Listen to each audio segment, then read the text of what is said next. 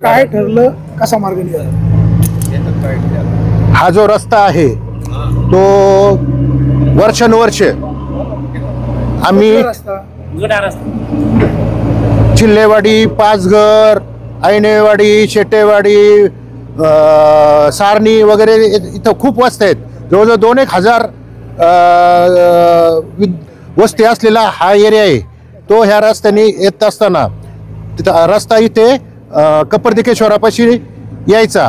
पूर्वी तो रस्ता हा मातीचाच होता, पण मध्ये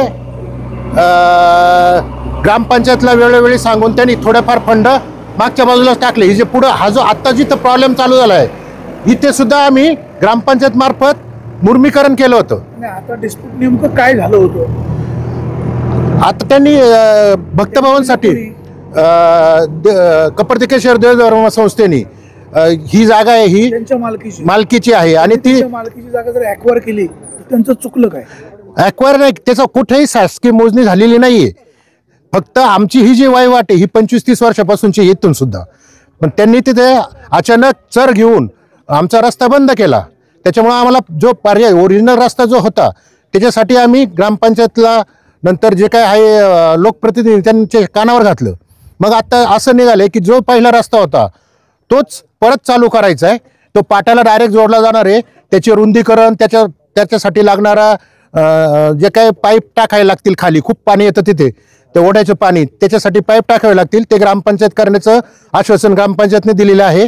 आणि हा जो तोपर्यंत जो आम्ही वहिवाटीचा रस्ता या क्षेत्रातून जात होता तो तोपर्यंत चालू राहील असं ठरलेलं आहे.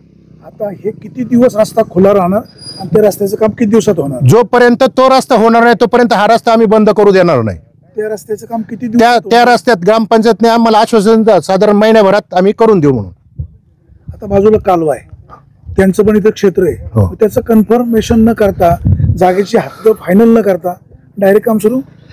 आमचा जो रस्ता आहे तो तसा आमचा रस्ता आहे तो कालव्याने सुद्धा तोडलेला आहे. कालव्याला क्रॉस करून आम्ही पलीकडे जात होतो. त्यामुळे आमचा अधिकार हक्क तिथे आहेच. त्याच्यामुळे आम्ही कालव्याला जोडला जाणार आहे. कालव्याचं माप कुठं आहे कुठं नाही हे मला काही माहीत नाही.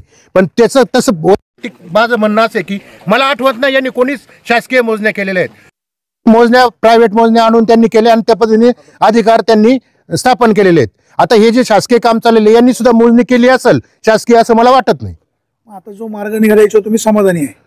हो, पण जोपर्यंत आमचा रस्ता होत नाही तोपर्यंत आमची वहिवाट आम्ही बंद करणार नाही.